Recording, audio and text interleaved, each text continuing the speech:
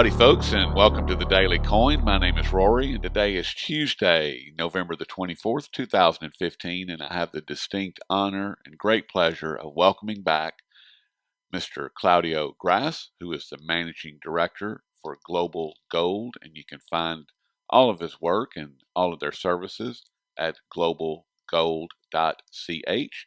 How are you today, Claudio? I'm doing fine. Thank you very much, Rory. Good to have you Well, on the phone. I'm glad to be speaking with you because there's a lot going on in our world, as you know, and we'll just jump right in. How do you feel about that? Excellent. Let's get it started. Sounds good. Otherwise, oh, it's terrible. It's really terrible. Well, yes, it is, and unfortunately, it seems like the just bold-faced lies that the U.S. has been telling for decades are coming to the surface. And it really started back. I don't know if you heard or listened to or read the speech that Putin gave at the United Nations General Assembly back at the end of September. But he really he put the hammer down and said, you know, you guys are doing this, pointing at the United States. You all are the ones that are doing this, and you created this whole mess that we are dealing with, and I'm going to put my foot down. And 2 days later, he started bombing ISIS in Syria.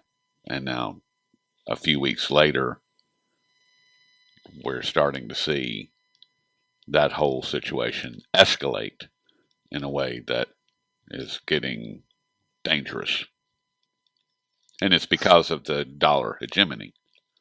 They're trying to protect it, and they can't, because the lies are too deep and too thick, and the people that know the truth are telling the truth.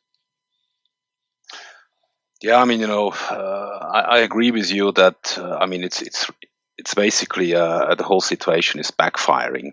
Yeah. And I personally also have, I'm a bit worried that we are going back to the dark ages. But what can be said for sure, and that's also, I mean, everyone creates his own reality. Some are using, the mass media to do it, and I still believe that's not the best option. And I, as you know, I love history. I love historical books. So basically, I try to make up my own mind based on, facts and figures. And of course, no one knows the truth because, what happened 100 years ago, we were not around. So, but therefore, I think it's always important that you use different sources and then try to find if the whole picture, if it really fits into the picture. But what can be said is definitely, when we look at the Middle East, I mean, it's just a complete wrong foreign affair politics initiated by the Western world. Yep. We can even go back to the breakout of the Ottoman Empire, when we had basically the Brits and the French asking, the Ottomans if they support them against, the Germans If the Arabs were asked, if they would support the Brits and the French against the Ottoman Empire during the First World War, and then they promised France and Brits. They basically promised that that the Arabs would then be able to unify an empire under Faisal in the whole region. And so the Arabs supported, the Brits and the French during the First World War against the Turks. And then finally they broke their promise because then they came up with this Sykes-Picot agreement, where they basically, the French and the Brits decided, okay, we are going to take Lebanon. So France, Syria, for example, were part of France, and then the Brits basically took over Iraq and the Arabian Peninsula and so on.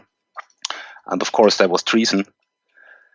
And they draw the borders, they draw the lines. They knew exactly that they have different sectarian, groups within one country. So that's even when you look today at the Middle East. I mean, you have minorities in most of the countries ruling over the majorities, and And so, that's why we also have, ISIS and so on butchering, the Shias. And that's why we have, that this is now really backfiring, of course, in combination with an aggressive bombing by the Western powers, and especially, of course, the Americans for the last 30 years. Yep. So I mean, we know that the Mujahideens and the Taliban were basically financed, by the Americans, by the Pakistani ISIS, and so on, during the fight in Afghanistan against the Russians, and the breakout of Iraq, which has been, really bombed back to the Stone Ages. Yeah.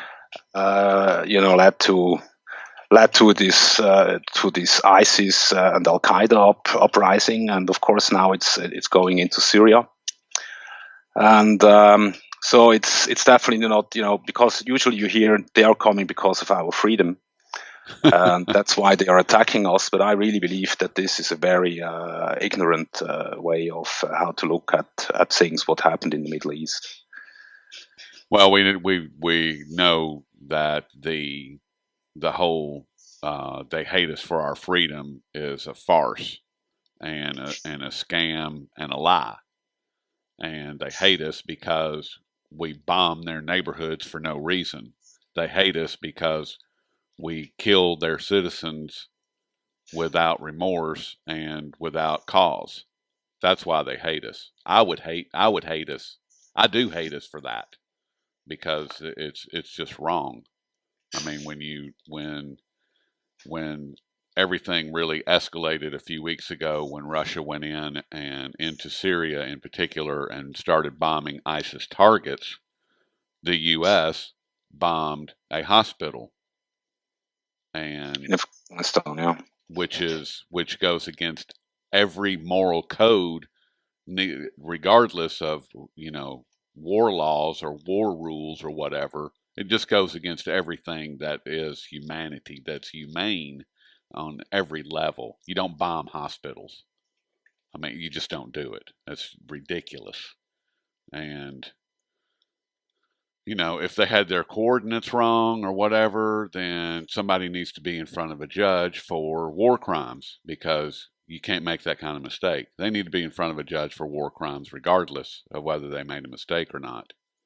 But that's why they hate us. And like I said, the lies that are coming out, that are really surfacing at this point. And I just read an article just before we got on the call, Claudio, about China has now declared war against ISIS because let me get this article up. I mean, I literally just got it within the last few minutes. And in just a second. China declares war on ISIS after terrorists claim to have executed Chinese hostage. That's the headline coming out of MSN, and I found this over at jsmindset.com. It says China will join the war on ISIS after 4 of its citizens were killed by Islamist terrorist groups in 2 separate attacks last week. The vow comes after ISIS claimed to have killed Beijing man Fan Xingzhu, 50 years old, alongside Norwegian national Ole Johan Grimsegard Olstad, who was 48, who were feared to have been taken hostage in September. And this comes directly from Chinese President Xi Jinping. China will strengthen cooperation with the international community, resolutely crack down on violent terrorist operations that devastate innocent lives, and safeguard world peace and security. That is a direct quote from Xi Jinping. And I have to believe that when he says cooperation with the international community, that's a direct reference to Russia and their efforts, not necessarily the West. Well, there was this, the Turkish defense basically shot down a Russian fighter today. Yep. So I mean that's also Turkey is a NATO ally, and so I mean the whole situation down there. Even now, even China is always also going to be more active in that region. I mean, I'm a European and I live in the heart of Europe. I live in Switzerland, and when I see what's happening and what has happened over the last 12 months, it's really scaring. Yes. Because we have really these refugee streams coming into Europe. I would say, I mean, it's pretty hard to get exact figures, but I would say within the last 12 months, roughly 1 million into Germany out of a total of between 2 and 3 millions. And of course, that's just the beginning. So, if they are going to bomb, if they're going to blow up the Middle East even further, and I really don't care, who is basically dropping the bombs, this is not going to help the whole situation. And it will just destroy down there, the population, and more and more refugees are coming towards Europe, and maybe some will also help to get the place in the United States. But if we keep on bombing the Middle East, I mean, all these guys, they are really, I mean, I lived 2 years in the Middle East. I lived half a year in Israel, and I also lived 1.5 years in Damascus in Syria between 2004 and 2006. So, all these people were really, I had a lot of conversations, especially with the Syrian guys, and they always thought, if we would ever made it into Europe, that's really the land with honey and milk, and now they are coming over, and they are seeing that Europe is the real economy is going down. The totalitarian state in Europe, or let's say in the Eurozone, is accelerating. I mean, that's what we have seen as the outcome of Paris, even after Charlie Hebdo, and now also after the last incident on Friday the 13th. I mean, now France is in a martial law, and we don't know exactly how long it will last, but they already came up with new restrictions, and they're talking about that we are not allowed to bear arms, or that the Europeans are not allowed to bear arms, and so on.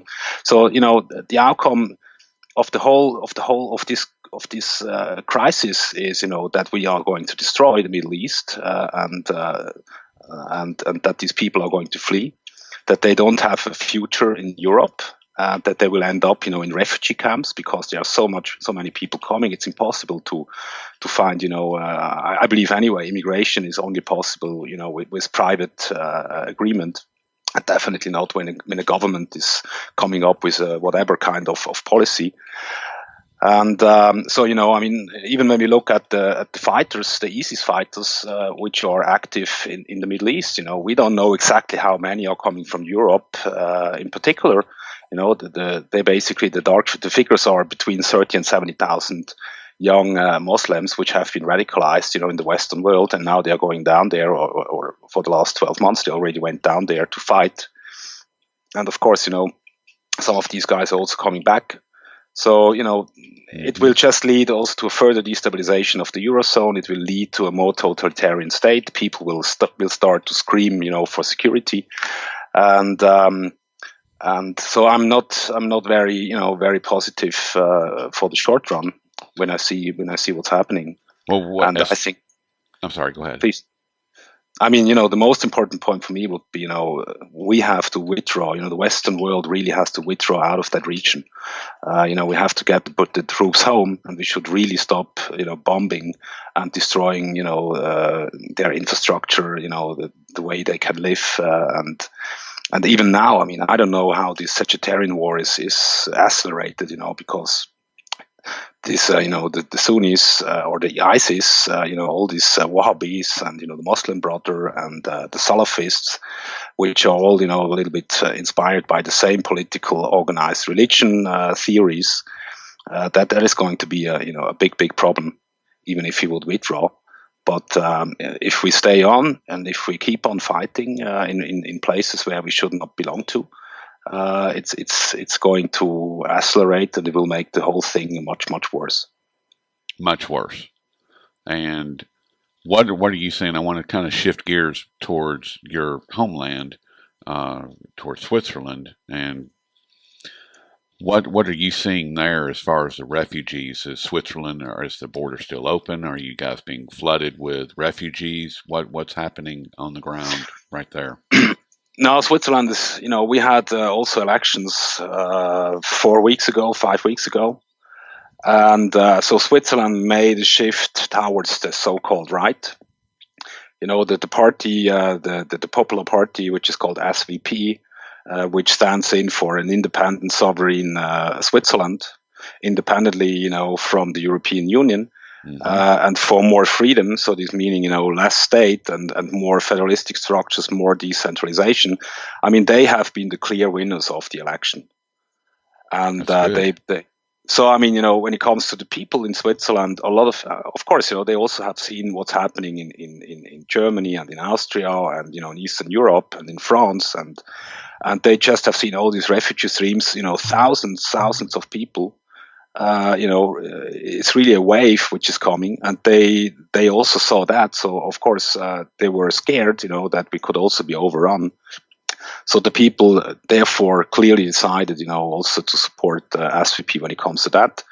At the moment, we have on our borders. I've been to Germany 2 weeks ago, and basically, on the way out of Switzerland, we crossed the border crossing, which is a very small one. Usually we never had, people there. And on Saturday, when I went to Germany, it was unmanned. And when I came back on Sunday, they already had staffed that position.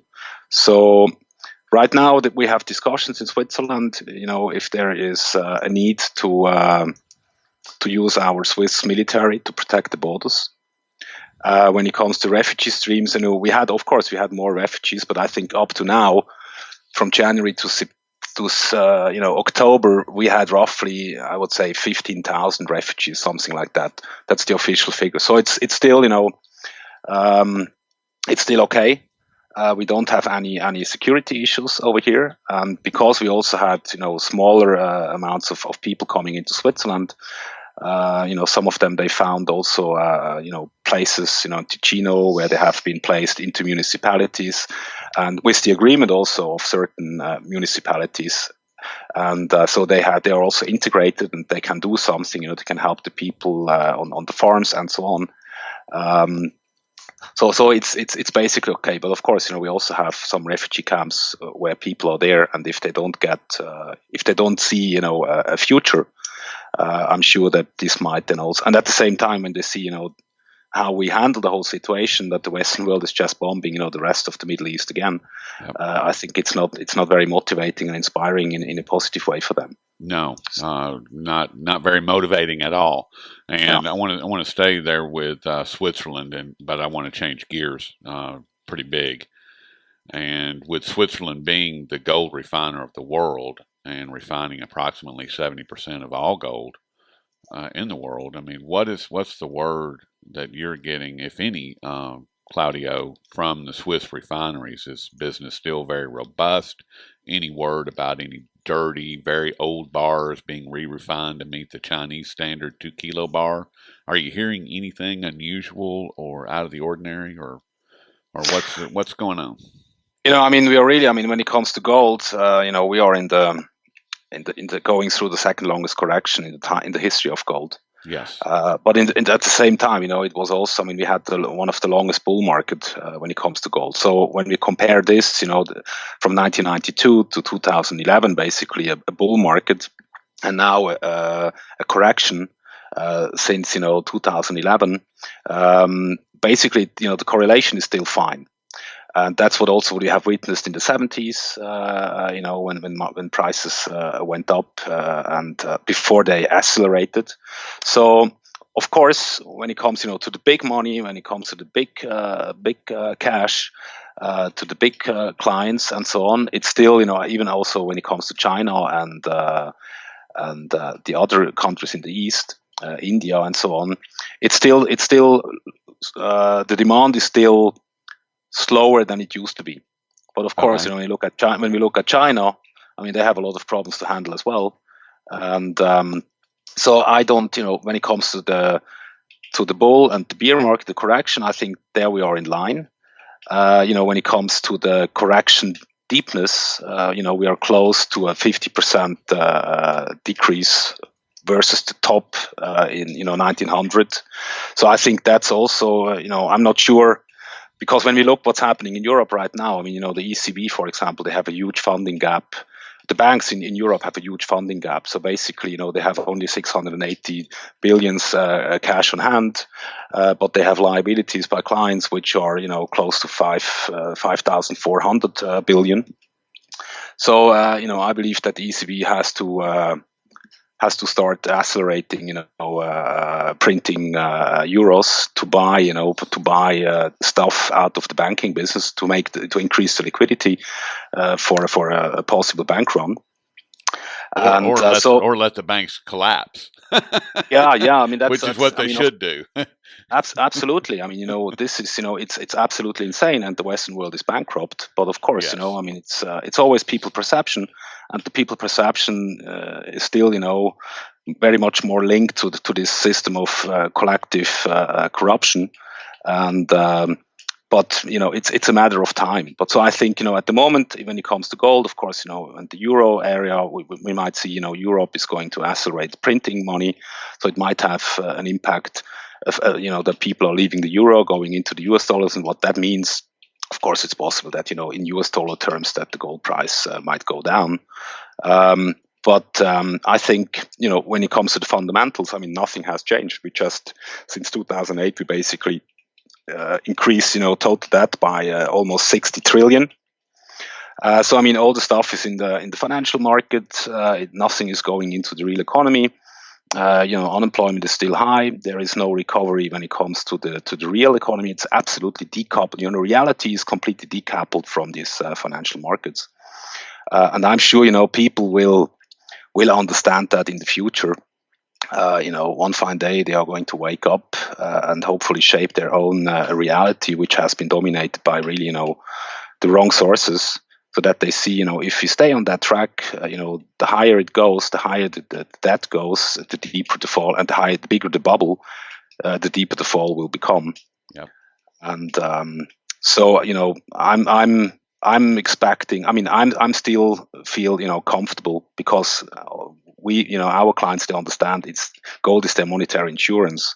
We never come out with price predictions, and an ounce of gold is still an ounce. And I think when we see what's happening right now, I mean, it's a matter of time, and then the next wave in the bull market is going to start. So I'm positive when it comes to gold, for the coming few months. I don't know when it will start, of course, but the only worrisome, or the only problem I see is that at a certain time everyone wants to buy gold, and then it will be a problem with the physical supply. Mm-hmm. Yep. But what we have witnessing in terms of Germany and also Switzerland, for example, really the people, the small guy on the street, and we can see that also in the States. I mean, they basically they accelerated their purchases. So the small man, which doesn't feel comfortable, they understand that they should need to own, that they have to own some gold coins and silver coins. And when I talk to the big wholesalers in those different markets, and also to the refineries, I mean, that business has grown.